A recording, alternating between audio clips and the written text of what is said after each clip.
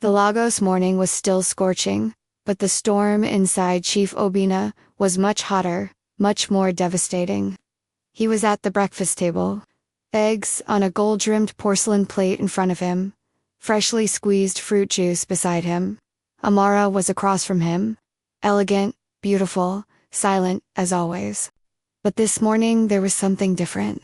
When Emeka entered, it was as if time had stopped. The driver tried not to stare at Amara and approached Chief Obina. He leaned forward. His lips almost touched her ear, and he whispered, "Not your son, your nephew and your wife, sir. I saw them together last night." Obina's fork fell from his hand. It made a sound like knock on the porcelain plate. Amara raised her head, and their eyes met. But the man said nothing. He just shook his head slightly. "Get out," he said to Emeka. His voice was cold. Emeka leaned back. When he left the room, he seemed to leave only a shadow behind him. Obina stood up silently. "Amara," he said, "come with me." The woman was taken aback for a moment. "Where?" "To my room." There was no threat in his tone, but a definite command. The poor woman stood up. Her footsteps echoed on the marble floor. They walked to the door of the room.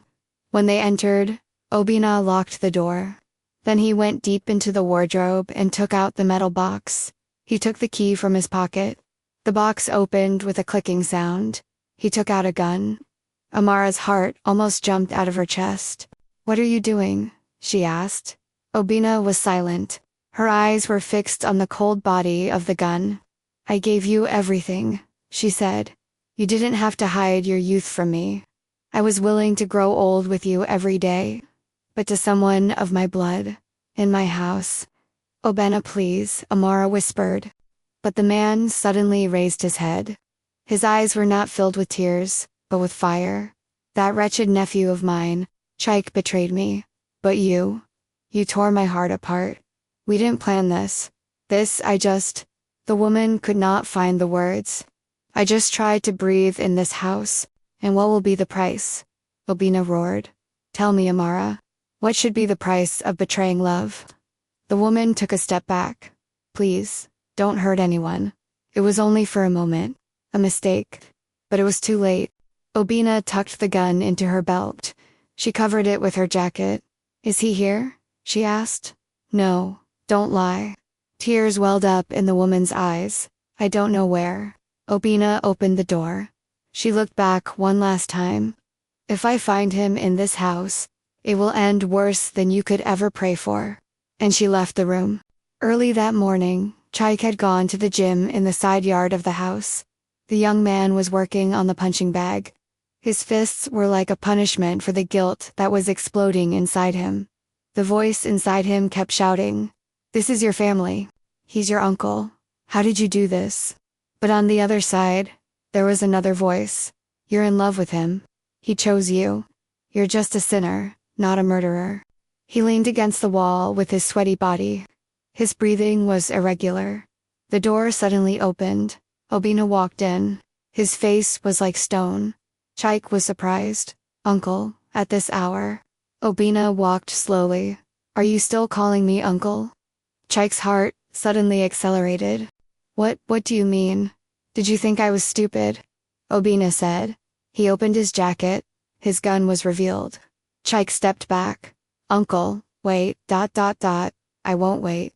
Because even though I didn't see it with my eyes, my heart saw everything. I gave that woman my years. You tainted my blood.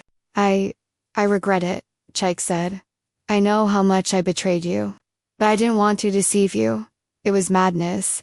I fought with my heart, but I lost." Obina's hand went to his gun. But at that moment, another voice came. "Enough." Amara appeared at the door. Her eyes were like fire. She had run so fast that she was out of breath. "Obina, don't." The woman rushed forward, trying to grab Obina's gun. The two got into a brief struggle, and suddenly, the gun went off. But who was shot? Everyone stopped at that moment. Chike closed his eyes. "Uncle," but a scream drowned everything out. Amara had fallen to the ground. She had shot herself, and she still had the gun in her hand. Blood flowed like a thin river on the marble floor. Amara's body was shaking, her hands still loosely holding the gun. Her eyes were open but dull. Chaik fell to his knees. Amara, Amara, do you hear me? Obina couldn't move for a few seconds. The gun in her hand fell to the ground, the metal hitting the ground echoing throughout the house. A fear she hadn't seen in years had settled deep in her heart. Ambulance, she shouted. Her voice was both commanding and desperate. Someone called the ambulance. The maids working in the garden came running. Screams, chaos, panic. All the peace of the house had been shattered. Lagos, General Hospital. Hours had passed. Every step echoed in the corridor. Every ticking of the clock created a new fracture in hearts. Obina sat in the waiting chair with her head in her hands. Chaik was next to her, but they couldn't make eye contact. There was a silence between them, filled with guilt, regret, and thousands of unanswered questions. A nurse approached. Chief Obina. Obina stood up quickly. What happened? My wife, Amara. The nurse bowed her head slightly. She's alive, but the bullet pierced her left shoulder. She lost a lot of blood. She needs to stay in intensive care for a while. But she added, she's very fragile psychologically. Please don't push her. Obina closed her eyes. She took a deep breath. Then she nodded to the nurse and headed toward the door of the room. When she entered the room, Amara slowly opened her eyes. She was pale, but still beautiful. She lay there like a ghost, like the body of the past. Obina approached and sat at her bedside. She waited a few seconds before speaking. Then she asked quietly, "Why did you do this?" Amara stared at the ceiling. Tears streamed down her cheeks. Because I didn't know which of you I had broken. And now I had no story left to tell, even to myself. Obina's voice was hoarse. I loved you, Amara. Maybe I was old. Maybe this love wasn't vivid enough for you. But I loved you with a real passion. Amara turned her head to him. There was pure regret in her eyes. I didn't treat you fairly, but I didn't treat Chaik either. It wasn't just love. It was an emptiness. I lost you. While trying to find myself, Obina bowed her head. Maybe we all lost each other slowly. The door opened. Chaik walked in. His eyes were bright red. Amara? The woman closed her eyes. Please, Chaik, don't talk. Just go. If you ever loved me, stay away from me. Chaik's heart was torn, but he bowed his head. I love you, and I will live with this shame for the rest of my life. He left the room, leaving behind only a heavy regret. A week later, the house was still quiet. Amara had left the hospital, but had locked herself in her own room. She didn't talk, didn't eat, didn't look anyone in the eye. Obina prayed every morning, asking God to forgive her heart and her house. Chaik had disappeared. He left without leaving a note, without saying goodbye. All that was left was a cufflink that had been in her room. When Obina picked it up, he held it in his palm for a long time. His nephew, whom he loved like a son, was now just a memory. One day, Amara left her room. She went down to the garden. Her eyes were still tired, her face still pale. But she was standing. Obina was surprised to see her. The woman approached. I have to tell you something. The man nodded, ... If you still do not want me to stay in this house, ... I will leave. But know that what we experienced was not only a sin, but also a human error. And I loved you. Maybe not in the right way, but you have always had a place in my heart. Obina approached silently. He took her hands. You still have a place in this house, he said. But your place in my heart is somewhere else now. Maybe I can forgive, but I cannot forget. Their eyes met. Silence spoke more than any word. The house was still magnificent from the outside. The palm trees in the garden swayed coyly in the wind. The water flowing from the fountain painted a peaceful picture. But inside was covered with the ashes of a silent fire. Love, betrayal, and regret. They had permeated the walls. Amara sat on the stone bench in the garden. She had a notebook in her hand. She turned its pages. It was empty. Like everything else. The joy in her life, the passions, the hopes, all had either blossomed in the wrong place or been plucked before their time. A voice echoed from behind. Do you write? She turned her head. It was Obina. It still hurt deep in her heart to hear him ask her so gently. I am trying to write, the woman said. Maybe it is a way of quieting the voices inside me. Obina approached slowly, sitting next to her. The distance between them was physically close but emotionally very distant. We couldn't reach Chaik, the man said. His phone is off. He took his passport and left. Maybe to another country. Maybe to a place where he can forget himself. Amara bowed her head. I can't blame him, because I had the same desire to escape. But I chose to stay in front of you. Because the biggest fault was mine. Obina took a deep breath. We both made mistakes. But now, instead of getting lost in the past, we must build the future.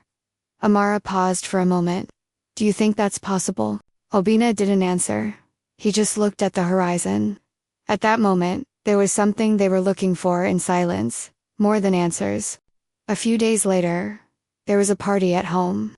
One of Obina's old friends, the governor of Lagos, was celebrating his retirement. Obina was also invited. When she asked Amara if she wanted to join, the woman hesitated at first. But then she looked in the mirror and decided, no more running away. When the night came, Amara wore an emerald green dress. She tied her hair up at the nape of her neck. There was no heavy makeup on her face, but the look she had that night bore the weight of years, the confusion of love, and the elegance mixed with regret.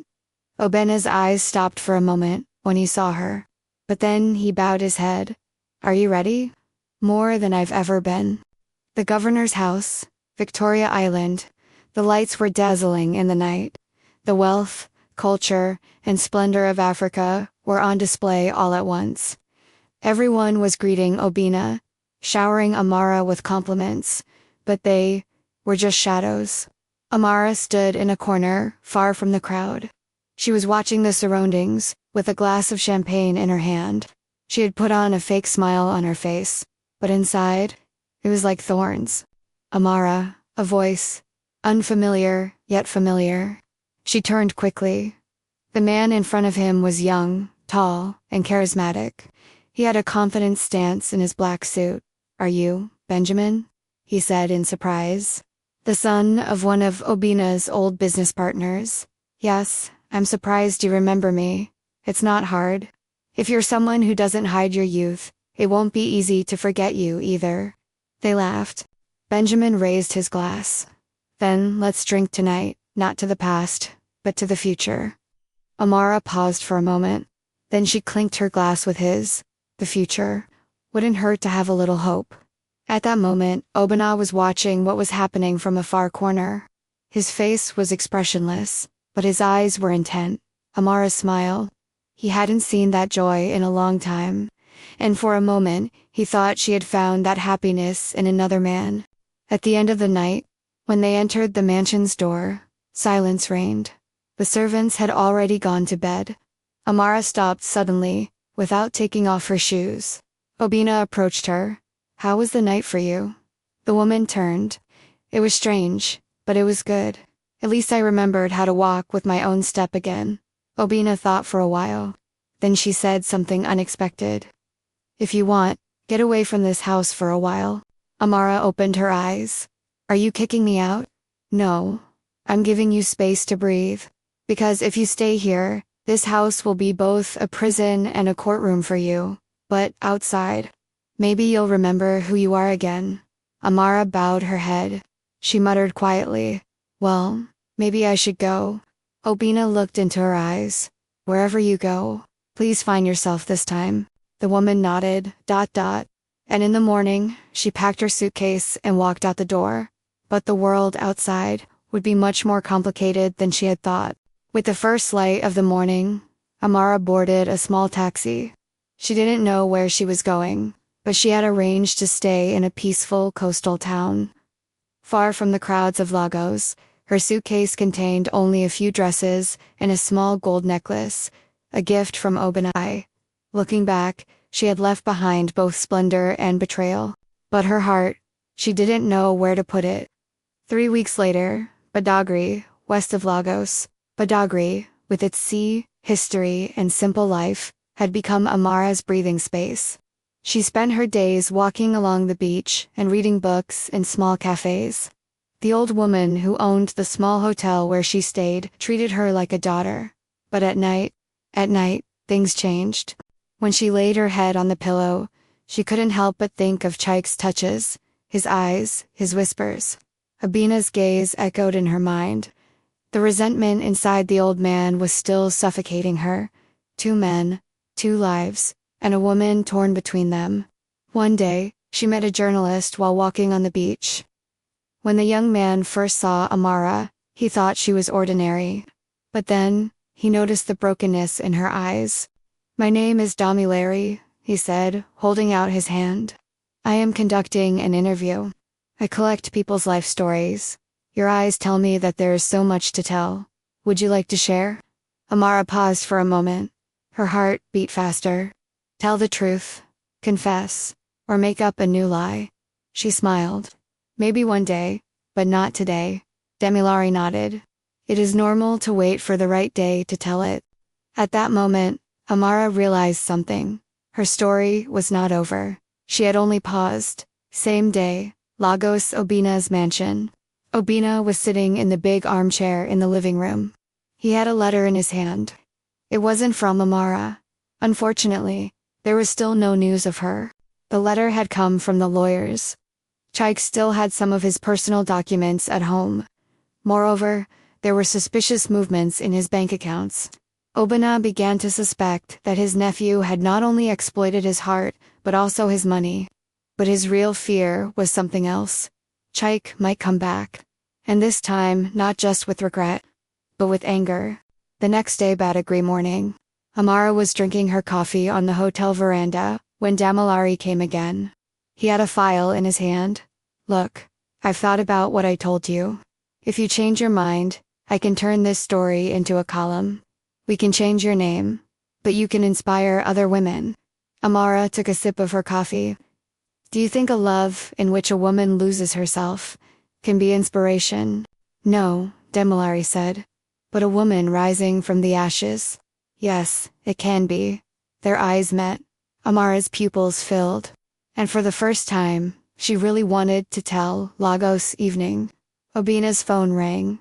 There was a familiar number on the screen. "Chaik?" She answered it with trembling hands. "Chaik? Uncle, I regret it.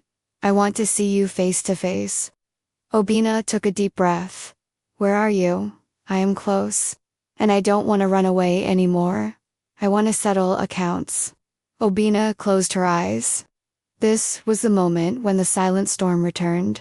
Last scene, Badagry night. Amara sat down at her desk. She opened her notebook. She was going to start writing the story she had promised Damilare. She picked up the pen and began to write. Once upon a time, a woman looked for love in the wrong place. And when she found it, she forgot the emptiness inside her. But when the hands that carried love mixed with the band, the heart began to beat no longer with love, but with guilt. At that moment, the doorbell rang. Amara got up. She opened the door and found Chaik in front of her.